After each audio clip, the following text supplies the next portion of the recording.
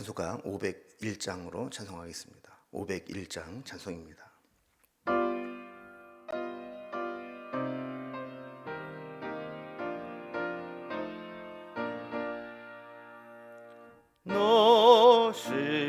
너시오나 이 소식 전파라. 영광의 주 참 빛이 되신다.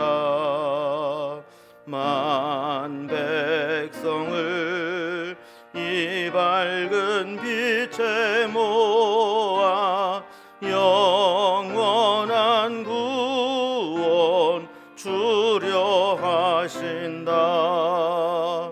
이 기쁜 소식 전하여라. 구원의 소식을 널리 전하라. 죄 사슬에 얽매여 있는 사람 하도 많아 다 셀 수 없구나. 이 형제들 다 건져내기 위해 주 예수 복음 널리 알리자. 이 기쁜 소식 곧 전하라. 구원의 소식을 널리 전하라. 온 세상에 너 크게 외치어라. 하나님은 참 사랑이시다.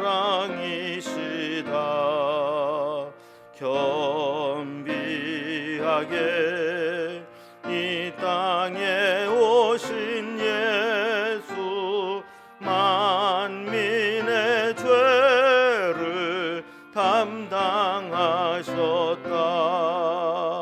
이 기쁜 소식 곧 전하라. 구원의 소식을 널리 전하라. 내 자녀도 이 복음 전파라. 늘 기도와 온 재물 들여서 이 복음을 너 힘써 전파하면 영광의 상을 내가 받으리. 이 기쁜 소식 곧 전하라. 구원의 소식을 널리 전하라.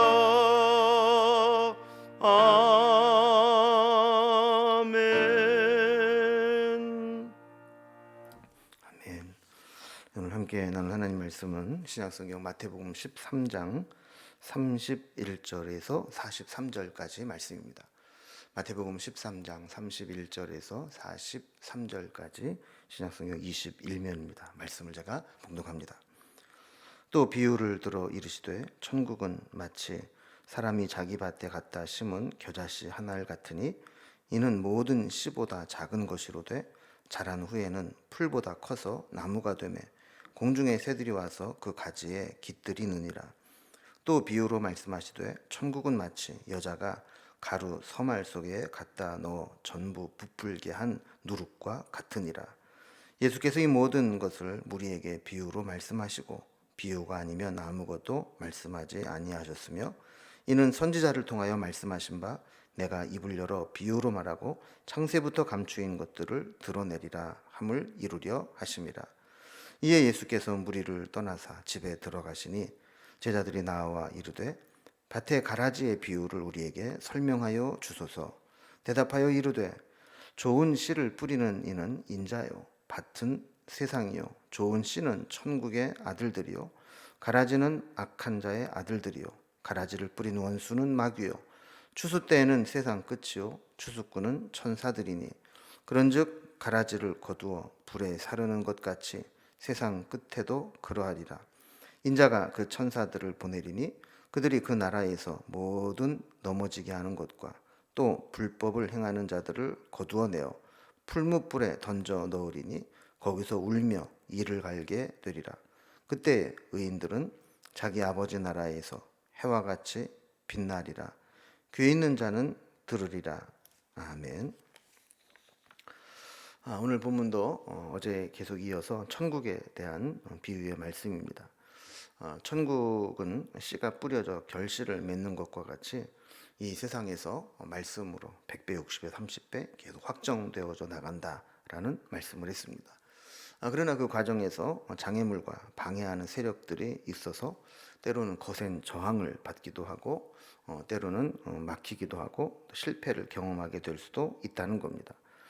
씨를 뿌려도 열매를 맺는 좋은 밭보다는 결실을 맺지 못하는 길가, 돌짝, 가시밭 이런 것들이 훨씬 더 많고 또 좋은 씨를 뿌려도 방해하는 세력인 가라지를 뿌려놓은 자들이 있어서 농사를 방해하는 것과 마찬가지로 하나님의 나라가 순탄하게만은 확장되지 않는다라는 이야기를 했습니다.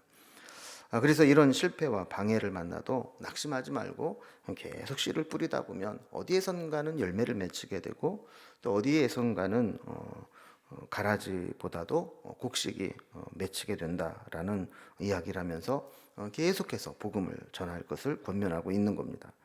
그런데 오늘 보면은 좀 이제 주제가 좀 달라서 이런 방해와 저항에도 불구하고 뿌려진 하나님의 나라는 점점 조용히 확장되어져 나간다는 것을 비유로 설명합니다. 이것은 오늘 우리에게 겨자씨 비유와 또 누룩 비유를 통해서 말씀을 해줍니다. 그리고 뒷부분에는 우리 어제 살펴본 알곡과 가라지에 대한 비유의 해설이 나오게 됩니다.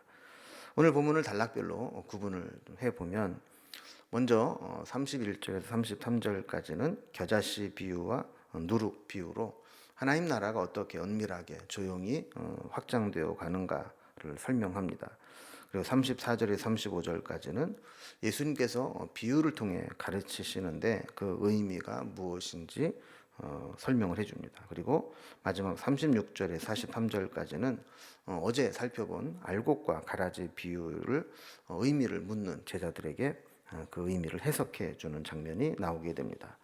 먼저 첫 번째 단락입니다. 겨자씨 비유와 누룩 비유에 대한 이야기입니다.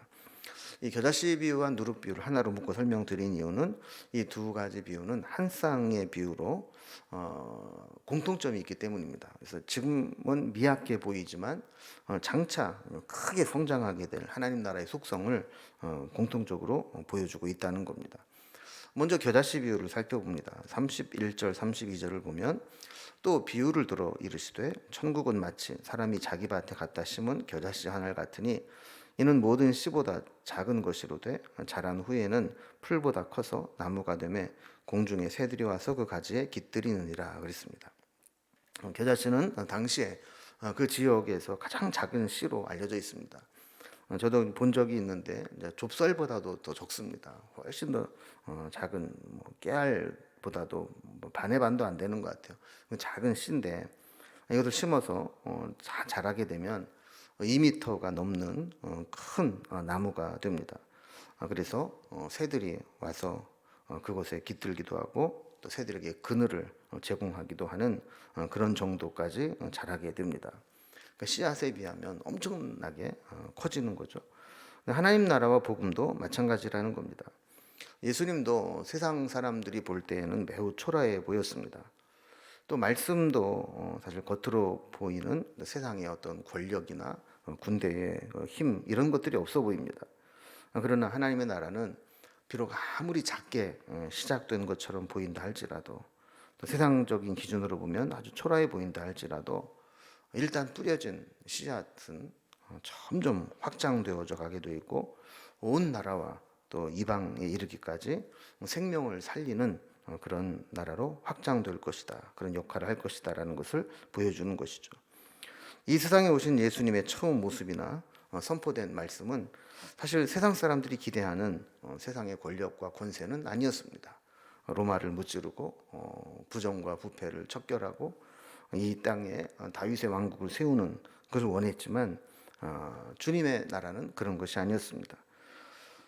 세상 권력은 모두 허무하게 사라졌지만 하나님의 나라는 지금도 조용히 만나는 사람마다 그 영혼을 살리고 그들로 하여금 하나님 나라 백성이 되게 하고 하나님 나라가 확장되게 하는 겁니다.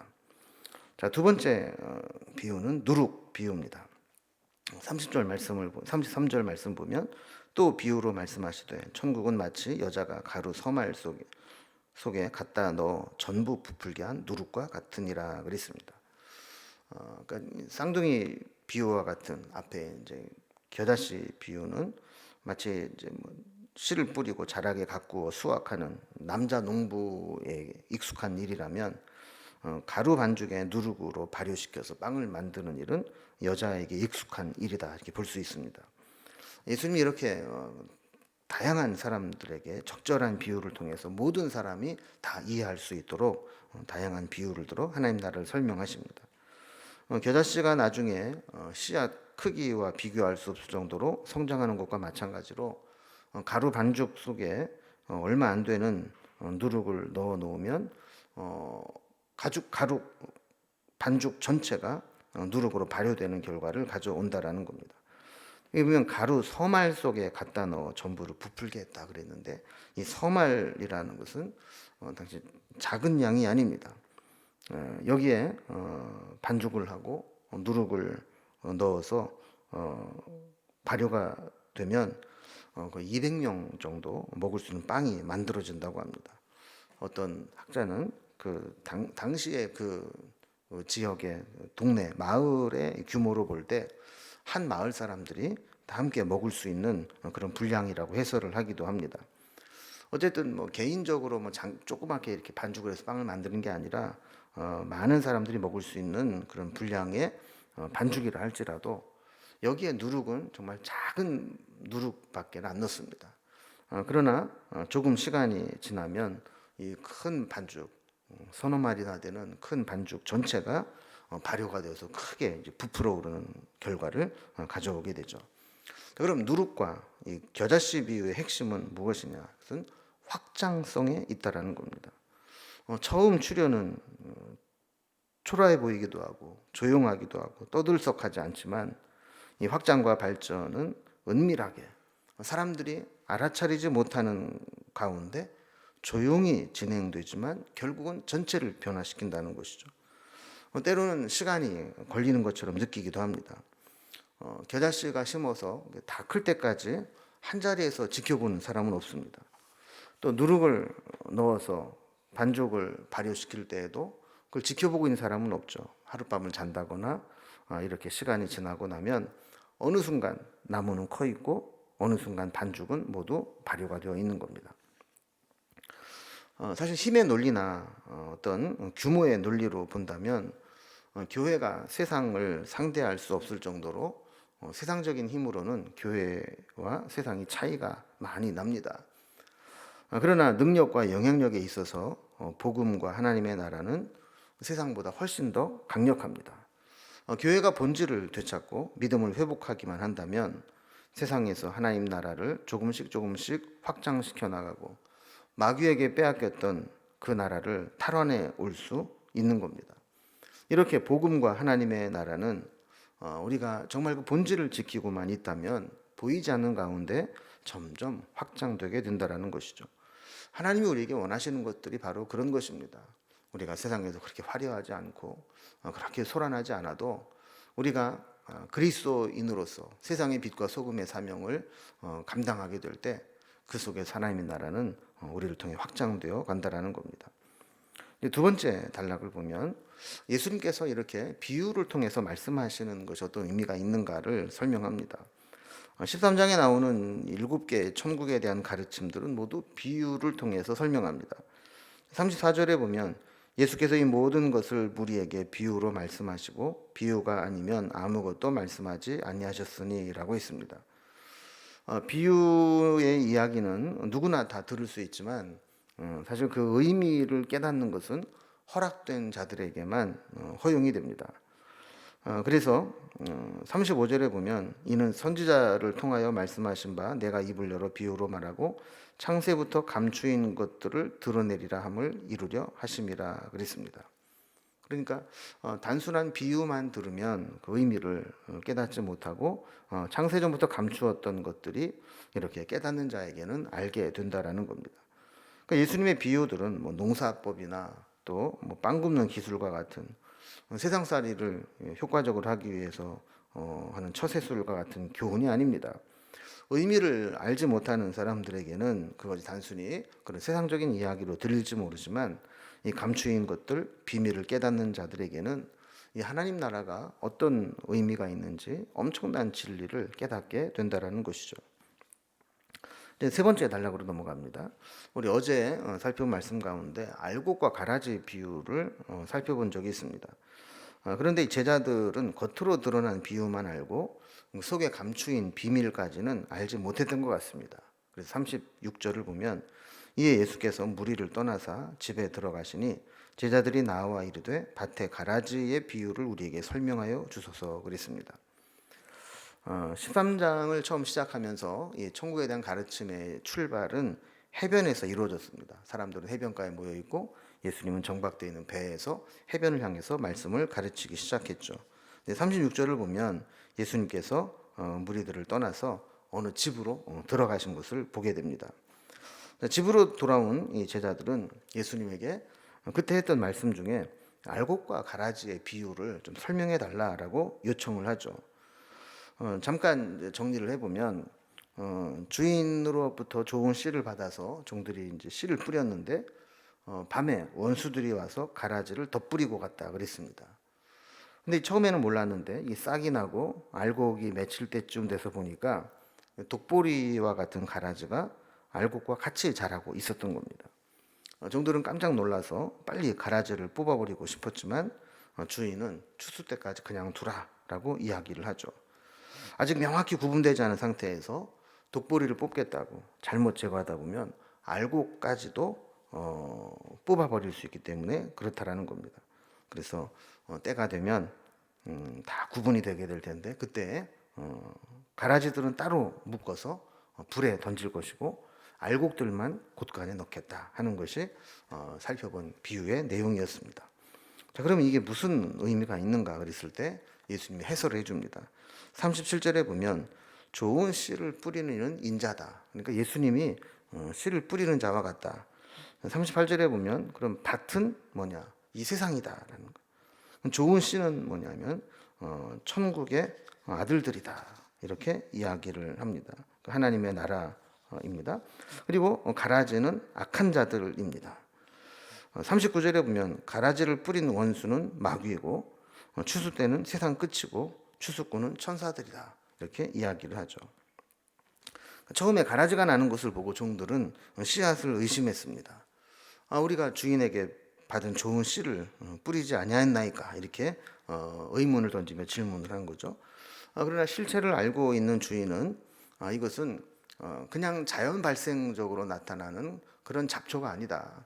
이것은 악한 자가 일부러 농사를 망치기 위해서 뿌린 것이다 하면서 악한 자의 정체를 밝히면서 이 세상에 왜 가라지가 존재하는지를 설명합니다. 다시 말하면 이 세상에는 하나님이 선하게 만드셨고 모든 것을 아름답게 지으셨지만 이 세상의 도처에는 하나님의 나라를 방해하는 세력들이 있다라는 겁니다. 자신의 힘과 방법으로 우리가 살아가는 세상 곳곳에 가라지를 뿌리듯이 하나님 나라를 방해하는 세력들이 있다는 것을 이야기하는 것이죠. 그래서 우리는 아무리 신앙을 가지고 살아도 곳곳에서 심지어는 교회 안에서조차도 이 가라지와 함께 살아가야 됩니다. 하나님은 복음과 말씀의 능력에 있어서 자신감이 있으십니다. 그래서 정말 하나님 만난 사람이라면 정말 말씀에 붙들린 사람이라면 아무리 가라지가 있어도 반드시 이겨낼 것이다라는 자신이 있으신 거죠. 그래서 우리가 말씀을 품고 말씀대로 살아가고 말씀의 능력을 가지게 된다면 원수 마귀가 어떤 방해를 해도 우리는 피해를 입지 않고 꿋꿋이 성장해서 하나님 나라의 주인공이 될 수 있다라는 것입니다. 가라지의 피해를 입어서는 안 됩니다. 마지막 때 하나님의 비밀이 다 드러날 때까지 우리는 믿음으로 이겨내야 하는 것이죠. 그럼 우리 주변에 가라지 같은 것들이 있다고 해서 이상하게 여기면 안 됩니다. 그리고 가라지 뽑겠다고 우리 자신을 망쳐서도 안 됩니다. 우리 자신의 믿음을 지키고 그것들을 함께 공존하면서 지혜롭게 하나님의 때를 기다리는 것이 필요하다라는 것을 우리에게 보여주고 있습니다. 이렇게 하나님의 나라는 때로 공격을 받는 것처럼 보이기도 하지만 때로는 누룩과 겨자씨 비유와 같이 은밀하게 조용하게 확장되어져 나가는 능력과 씨앗의 능력이 있습니다. 우리도 그 말씀의 능력, 우리 가운데 주어진 하나님 나라의 복음, 그 능력이 우리를 이끌고 가고 우리에게 승리를 주는 원동력이 되고 그 말씀에 이끌려 살아가는 삶이 될 수 있기를 주님의 이름으로 기원합니다. 기도하겠습니다. 하나님 아버지, 오늘 천국의 비유를 통해서 조용히 성장하고 확장되어져 나가는 누룩과 겨자씨의 비유를 살펴보았습니다. 또한 알곡과 가라지의 비유를 통해서 살펴본 것처럼 우리에게 아무리 가라지가 섞여 있고 또 우리를 흔들고 우리에게 있어서 필요한 것들을 빼앗아 간다 할지라도 우리가 정말 복음의 능력이 있고 씨앗이 좋은 씨앗이라면, 그래서 정말 우리가 하나님을 만나고 정말 말씀에 붙들린 삶을 살아가게 된다면 옆에 어떤 가라지가 있어도 능히 이겨내게 될 줄로 믿습니다. 우리를 통해 부어주신 말씀과 복음의 능력, 하나님 나라의 그 권세가 우리를 통해 계속 이어지게 하시고 최후의 심판 마지막에 이르기까지 이 말씀의 능력으로, 복음의 능력으로, 하나님 나라의 권능으로 승리하는 삶을 살게 하여 주옵소서. 예수님의 이름으로 기도드리옵나이다. 아멘. 각자의 기도 제목들로 자유롭게 기도하시겠습니다.